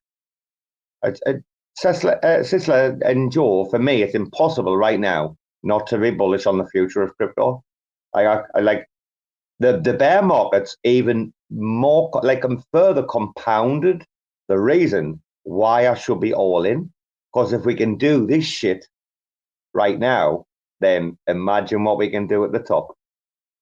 Oh yeah, and I know that this has nothing to do with Cosmos, but I was reading about I was reading some of the documents on the Stacks website, and they're really close to solving a big problem with bridging Bitcoin to other networks in a decentralized way that like wrapped Bitcoin can't achieve. And I was just thinking, I said, wow, that's pretty wild if Bitcoin can finally be leveraged for smart contracts. Imagine what that would do. Because, the way I look at the market is, that goes through that cycle where Bitcoin dominance has to get to a certain peak.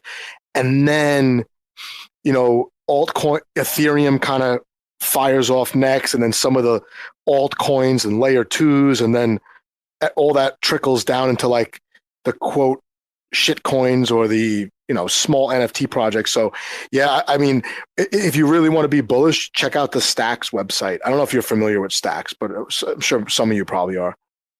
I'm fucking bullish on NFTs. I tell you, Rama, fucking hell, he gave me the kiss of death the other day for Q1 on almost every coin I mentioned. Like, literally, we did some like TA on that call the other day on Boxing Day, and I've mentioned, fucking hell. Like, I'm like, right, Rama, what about this? What about this? What about this? And he's just like, he gave me a few bounces opportunities, but my God, no, Joe, I'm not kidding you. This kid, whoever's up speaking, Chris, I am fucking into NFTs, me. For Q1, all in NFTs. Here we go. Chris, how you doing, man? I'm doing good. Just chilling, bro. Just chilling, listening to fun conversation. By the way, I love Sistla. I have a lot of OmniFlix NFTs too. Mostly Tangled's game. I got knocked out again, Joe, in fourth. Who's is it different people winning, or is it Kiwi guy every time? Flix is OP right now, but there's a few new players who are coming in who have actually built some nice strategies with the cards that they're using. Like, yeah, I'm out of the loop. I'm gonna have to play a little bit. I'm gonna have to play a little bit. You're in my time zone, and for whatever reason, Maria is always online when I'm online, even though she's like 5 hours away. So I have to play you guys. I'm looking at OmniFlix right now, and I'm actually looking at the IBC game cards. We're talking about a card game using NFTs. That's the NFTs are on OmniFlix, and the artist who did these designed this game, and it's developing and it has potential. There's no engine for the game, but you guys still playing in Discord, I'm guessing, right? Or on Telegram? Yeah, we play on. He actually has his own Discord now, so we play over there. But he is no like time limit or anything. But they are developing an app, so eventually or hopefully, market turns around and stuff gets a little better, and you get a little bit more bang for the crypto that you have, and stuff can be built more. But that's the plan eventually. Yeah. No, I hope we get to see it. I know it's him, Sunnyside Reapers, and then there's another project that's making a game kind of like that. And I hope all three of them get to the point where we get to play these in some type of app, Yeah, actually, we are working with Tangle, helping him with the game, and we're most probably there could have been a web version, but we're most probably expecting to see that in like a 2D metaverse. So you should be able to see the game get played within that 2D context. It'll still be like a game. You'll have all the interactions, but it won't need like high-end graphics and all. So we're working on with the Unity team to help them do that.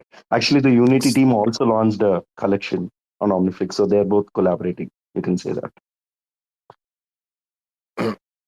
Sistla, have you guys thought of I'm sure you've thought of this, adding some kind of gaming hub to Omniflix so that if a game like Tangled is being developed, the engine is built in to Omniflix, which would make people not have to leave Omniflix to buy the NFTs, swap the NFTs, play the game, and get rewards. Is that really difficult to do? Is that like a 5-year kind of thing, or is it not being considered at all? It can be done now. So. Oh wow. So yeah. Please go ahead. Go. Oh no, I was just curious because I obviously I don't know anything about building anything, but it just seems like if this would be, for someone like Tangled, if there were like maybe like some kind of simple card game engine in Omniflix that could be modified so that different creators can make their own games with different point systems, different, I don't know, different sequences of action and whatnot, it would kind of create a gaming hub right on Omniflix. Yeah. So actually there are two parts, the app layer and the protocol layer. So when we're looking at the app layer, we need some infrastructure to integrate with Unity. I mean, Cosmos ecosystem in general does miss that. So, right now we built a Unity plugin where it should be able to utilize Kepler right from within a game, like WebGL game. So you should be able to run the game in a browser or a small world environment in a browser and interact using Kepler. So yeah, they don't have to leave the game to interact with Omniflix. So that is possible now. And at a protocol layer, there are still a few more, updates before we get to like a gaming engine. But at this point in time, they can utilize the protocol. Like one of the things that's a key differentiator between, maybe Stargaze and us is at this point in time, Stargaze completely are focused on the contracts part, CW extension of CW 721 NFTs, but we're focused on the native NFTs. So that'll mean ICS 721 and, extensions of that, and all will be possible to mint right on Omniflix without actually having to create a contract or deploy a contract or write much code, actually no code. So yeah, this is the kind of infrastructure like at an L1 level that games seek. And that's one of the reasons why Immutable X is also getting popular, because it's a dedicated L2 for gaming. And this is also one of the approaches we took in being able to work with game development studios. So at this point in time, we have two teams, actually three, but one of them is an indie team. So two game development studios working on their own infrastructure of metaverse worlds. So one of them is focused on parties, one of them is focused on community tooling, and both of them utilize Omniflix. So one of the teams actually even forked Omniflix and launched before we did, right? And that has been going well, and we are exploring options for them not to launch their token, and because they're in a regulated environment, so we are exploring options around ICS as well. So they'll be secured by Omniflix. So that is at least that's the roadmap that we have when it comes to game development studios, or more specifically games. Yeah. Cool. No, thanks for that.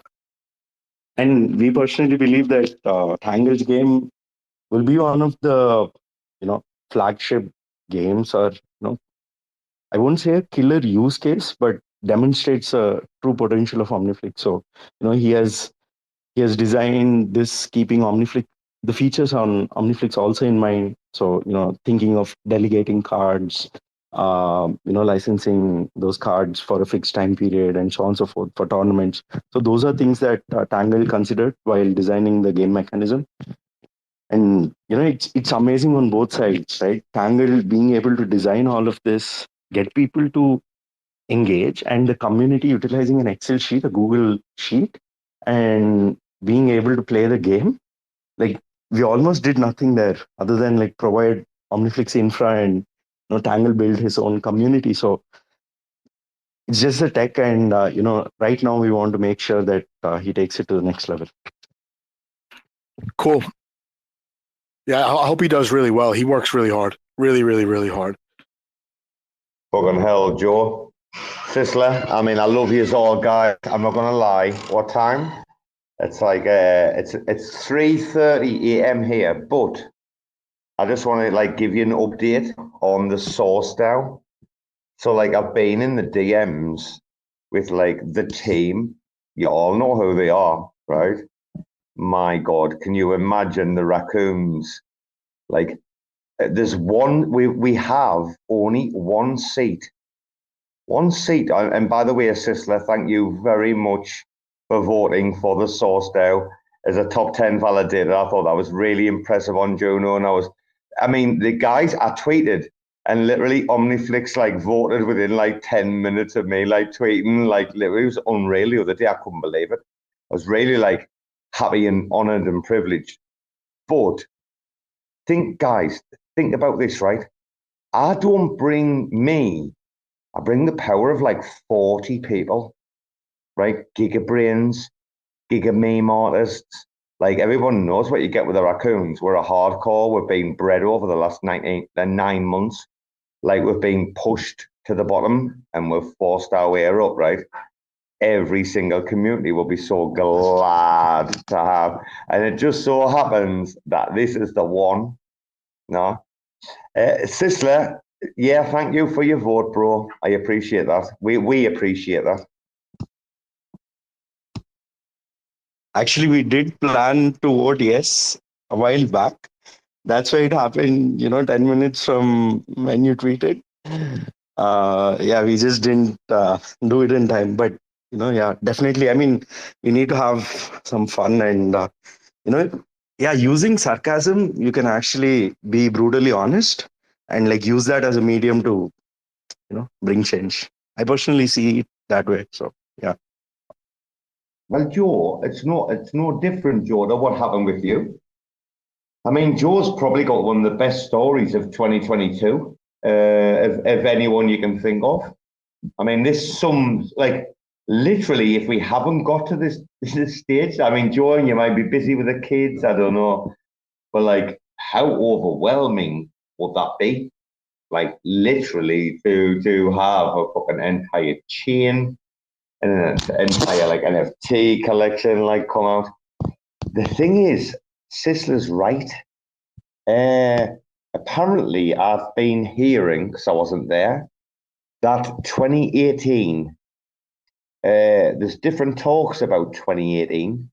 Like some people just went off and like built, weren't heard of for like 2 years.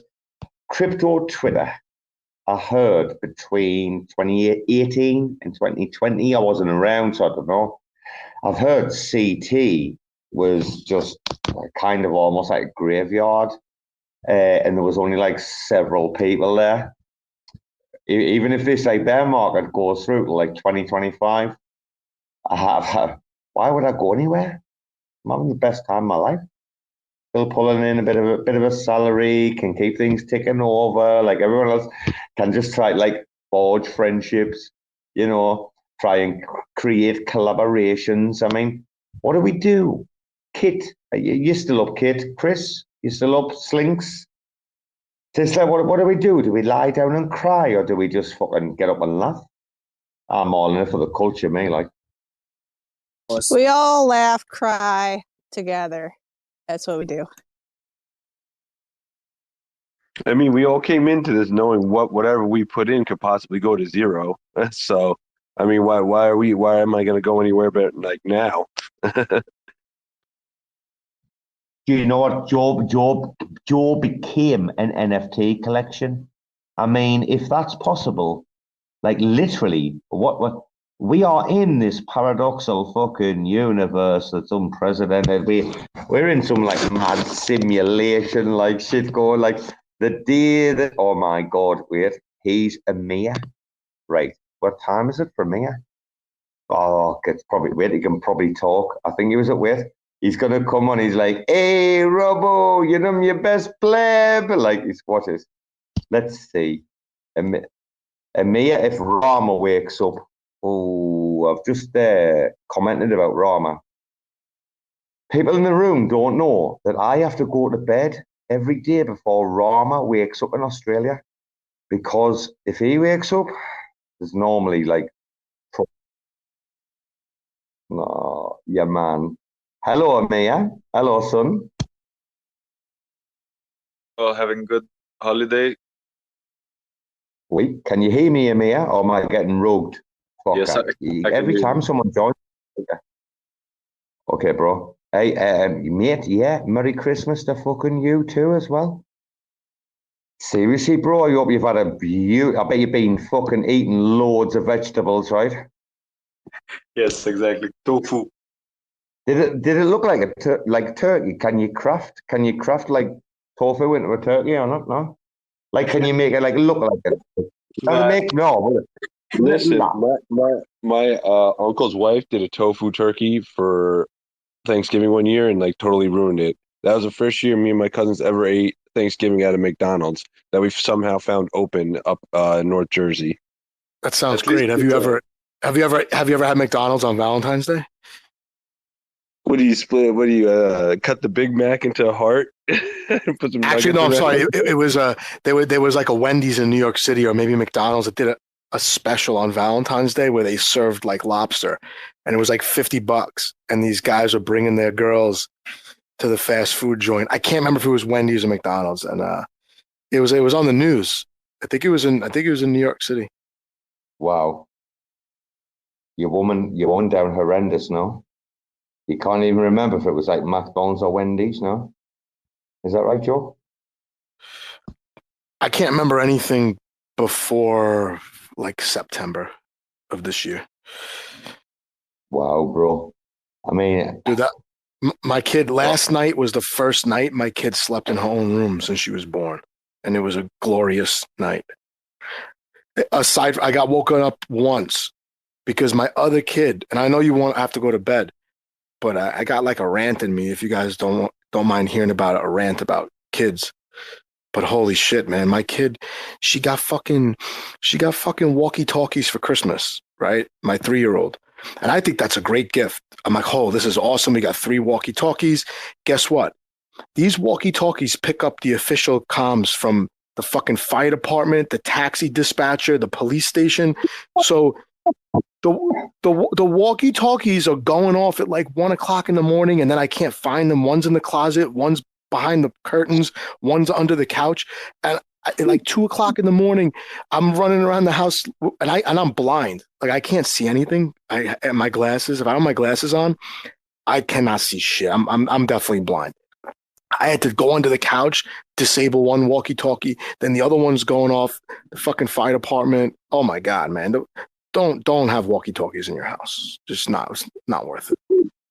Dude, I know exactly what you mean because my dad got him as a gift for us because my dad was in the military, and then he got deployed again. And as soon as he got deployed, my mom took him and threw him right in the trash. We never found those walkie-talkies again. And these walkie-talkies, they got like 22 different channels on there, and I think at least like 4 or 5 of them, you're picking up official communications with. Because where we live, there's a firehouse a quarter of a mile away, 2 police stations within a third of a mile, and then there's a couple taxi places because we live by a train. So, man, oh man, not a good gift for a 3-year-old. These little pink and orange walkie-talkies. We lived near a hospital that had a helipad, so we got like emergency cases, and then down the street was the fire department and police station, and then we had a smaller town that was like our town surrounded that had their own department, so it would pick up everything. And my mom was like, she just got rid of them. She's like, I'm not dealing with this. Yeah, and I like stuff that has no pieces and doesn't make noise. My buddy's kid just got these Rock'em Sock'em robots, like these electric robots, and like I was talking to him on the phone, and I was like, I am not getting my kid that because that is the most annoying noise I hear in the background. It's just like imagine taking two action figures, like plastic action figures, and just slamming them together until the computer recognizes one of them wins. I had that. I had that when I was a kid. My mom threw that out really fast. I remember. Joe, did you have any bad Christmas experiences like this year, like Christmas shopping? Did you have any like bad experiences on Yeah, I don't like buying. I don't like buying cards, wrapping paper, or gift bags. That's the worst. But what this Christmas everyone got a gift card. I buy people food. Joe, do you wrap or do you go to the place where you pay the people to wrap? Because, like, literally, my wrapping, I'm not going to lie, dude, you wouldn't believe it looks like a fucking autistic ant. Like, my wrapping is on point. My wrapping's on point. I learned from my mom, who used to keep us home from school to help her wrap the gifts and all that. But my dad, my dad uses aluminum foil to wrap his gifts. I'm not even kidding. That's what he's always used, aluminum foil. George, shut the fuck up. I promise. Listen, every year for Christmas, my dad used to buy my mom a stupid little like a collectible little statue. I forget what they're called. They're like little cutesy little like ceramic or like ceramic statue. And my dad would wrap the box in a aluminum foil. Almost. Yeah, man, boy, your woman had no ornament for Christmas. Oh, imagine the fucking smell going off right there. I'll tell you what, I can't eat any woman I've ever met, but that's my grandmother, me mother, me great aunties, any woman I've ever met. If you bought her an ornament for Christmas, oh, you're dead. You're dead to your woman, and you're dead to her. Tell you. Amando's down in the speakers. I wish B-bands and that was it. Wait, kid, can I ask you a question? I mean, if you're getting a ladro, or something like posh, it's a nice gift, but some ornament from fucking Atlantic City or something. Like, Joe, what's this ornament? This is the best story ever. This, like, Joe, I'm staying awake for this. Hello, darling. Oh, he's your woman. Wait a minute, Amanda, figure out your story. He's pops, bought your woman, his mum, an ornament. I don't know, some kind of like, Joe didn't seem to be too impressed by this ornament's characteristics or pedigree. So help me out, Amanda. What's happening here with Joe? I'm lost. I just looked them up. They were precious moments. They were like $50. These little statues, and every year they make a new one. And my mom still has them. They're all displayed, collecting dust in my parents' house. I know what they are. They don't have faces, right? No, they have faces. They're like little kids standing there. Just they're fucking dumb. No, I hate them. I go to my. They don't have faces though, right? They're just like plain. Like they're just. No, they have faces. They're not colorful or anything. They're just like little Christmas things. I don't know. They're dumb. They're dumb. And one year my dad bought one that my mom already had, and she fucking flew it through a fucking conniption. Down horrendous. Down horrendous. But yeah, those, and then wrapped in aluminum foil is the way to go. It's so easy. I'll tell you what, if my husband wrapped my gift in aluminum foil, he'd be having to find himself a new companion. Wow, that's rather being kind. I mean, that is Amanda being as polite as she possibly can be, other than saying I would chop his fucking bollocks off that absolute pleb cunt. Oh, you'd hate me. I just put stuff in bags. Like that's it. Like, and I reuse bags. Like I don't see a point in wasting money on bags and wrapping paper and all that stuff. Dude, That's my worst moment Christmas shopping is when I have to go to Walgreens and buy like $3, $4 bags. I'm just like, this is a fucking scam. A bag is $4. One-time use, they get ruined. I hate buying bags. And cards. Cards are like $6 now. What the hell is that? So guess what? For my birthday, my husband got me a card, and I looked at it, and there's like nothing written inside, and I was like, oh, you better fucking write something in that. To this day, 6 months later, there's nothing written in my card. He just gave me a blank card. That pleb. Wow. Well, you got a card, so you're doing better than you're doing better than people that live in this house. I'll tell you doing that. Better than most. He needs to grovel. Your man needs to grovel. Like, but you know something? Living in Thailand was so easy. With your woman, like literally, this was the crack, right? Like Valentine's, I would just like spend like $2,000 on flowers, gone for dinner. That was cushy. Right. I mean, when we got married, obviously we had to celebrate the anniversary, as you do. But our birthday, and this might sound bad, I don't know. Our birthday is the 21st of December. So you know what's coming next, don't you?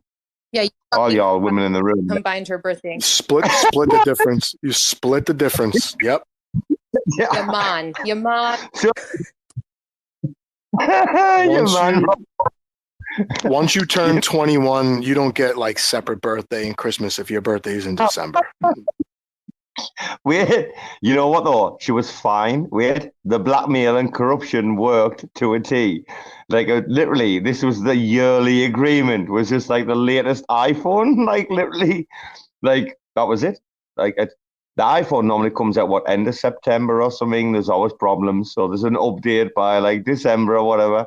It's like, hey, just wait a little bit for the new iPhone, you know. That was it. That's fine. What was that, like 36,000 baht or something? What are they, 1,200 bucks or something? What's an iPhone? I don't know. I pay for that many, I've give up. I don't fucking care anymore. My wife's birthday is in December. I always send her a picture in December of like two it's like a black bear and a white bear, and they're like fusing together, and then they look like a panda, and it says one Christmas present. One present. It's like Christmas present, birthday present, and it's like one present.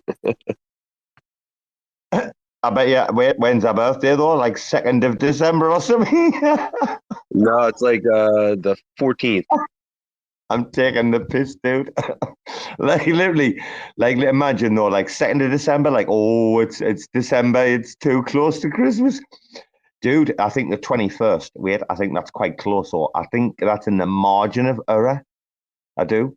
What do you think, Amanda, with Chris? He's on the foot. Oh, thumbs down. Thumbs down. Thumbs down. Thumbs down. I'm the wrong person to ask because my birthday's in August, like the end of August, and I start celebrating like the second August hits the calendar. My husband's like, oh God, she's not only does she have her birthday, but she has a birthday month, which I think is fine. I've always been like that. He's the one that has to get used to it. I mean, I don't know. Slinks, don't you dare give me a thumbs down. DeFi freaking Joe. She wants fucking cards. She wants her own month, like Black History Month, but Amanda Month. I don't want him to celebrate. I personally celebrate the whole month for myself. Like I do it. I don't expect him to do it, but I do expect a card with some words in it. It's gonna go through buying a card. The card is the minimum, and the word should flow. The word, like it should be some Romeo and Juliet shit. I mean, this fucking dude wants to get some Shakespeare in that card. I mean, I like his stubble. Don't you buy cards that already? The cards already have words in them. You buy the cards that have the words in them. They cost the same as the blank cards. The blank and Joe, I thought you were an educator. I thought you were like I thought you were worked in academia. I thought you were like the guy that could prose. You like knock out prose for fucking days about your woman. Oh yeah, have you heard me? Have you heard me host spaces? Joe, just had two of your kids through Jack and Danny. I mean, come on, like if you can't give your woman respect, like her Jack. I'm loving it, Riddle. Danny. A fanny. Oh. That's what we call it in English, you know. A Jack and Danny. There's that two kids out there, Jack and Danny. You know, out your mum. I don't know whatever you ladies call it these days. Like I don't know. Oh, do you want me to give you the medical term? I mean, if I was Seffi, I'd be like, oh, you know, you're not getting that from me. Anyway, no, Joe, come on, Joe, you can do better than that, Joe. Your woman's born two kids. Your flesh and your blood, they're running around in front of you. You're milking, Joe, you're milking your woman's existence, man. Surely you can knock it out for on a birthday or something. You can pull the stops out, Joe. It's too close to Christmas. Too close to Christmas. Wow. The big statement that. Slinks. I just saw you there. Yeah. I don't know if Amir's still listening, but Amir, are you there? I have a question for you. I don't know. Is he gone? No. Let's get Amir in. Pleb, are you there? Plebville. He loves it, doesn't he? Amir loves the crack. No, he's not there. What's up there, Slinks? I just met this guy named. Okay, so I'm just gonna say this now, but I have been trolling around the Ute Discord, and there are definitely racks in there. Okay, I know of 4 that are in there. Oh no, don't, including myself. So fuck you, Joe. Anyway, so I also found this guy named Trendy. And he's part of whatever Amir's profile picture is. The WC. Socks. Huh? I can't see Amir in here. Thanks for checking out another episode of The Ether. That was part 3 of a several multi-part RAC FM number 16, recorded on Wednesday, December 28th, 2022. For TerraSpaces.org, I'm Finn. Thanks for listening. And if you want to keep listening, head on over to TerraSpaces.org/donate and show some support. When I'm ripping and rapping, I ain't picking the bastards who be tricking the masses into getting their asses kicked. Feels like I've been getting my masters. Fuck a pumping up, I like the income that's passive. Raise up the bar before I fly right past it. I'll be writing rhymes till they put me in a casket. Old man shit, put the lotion on its skin, then put that shit back in the damn basket. Like Buffalo Bill, the way I'm ruffling feathers, snuffing out debt, cut the heads off collectors. Keep a couple heads in a jar as keepsakes, and take the rest and turn them into free bait. Upgrade the feeling, supply the free base. Looking all professional, tools in the briefcase. Running on empty from gassing up my teammates. First one down, let me know how that sleep tastes. Now places the lotion in the basket.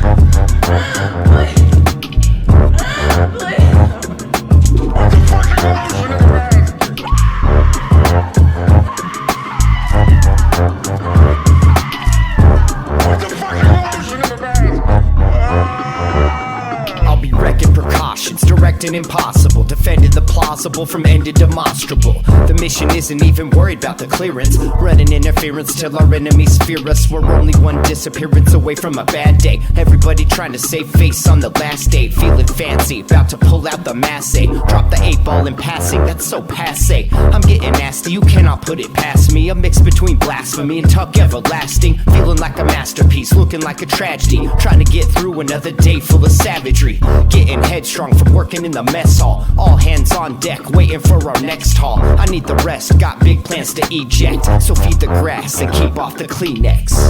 I am interested in magic because I am fascinated with psychology. I love to learn about how people make inferences about things, how they draw conclusions and find patterns in information.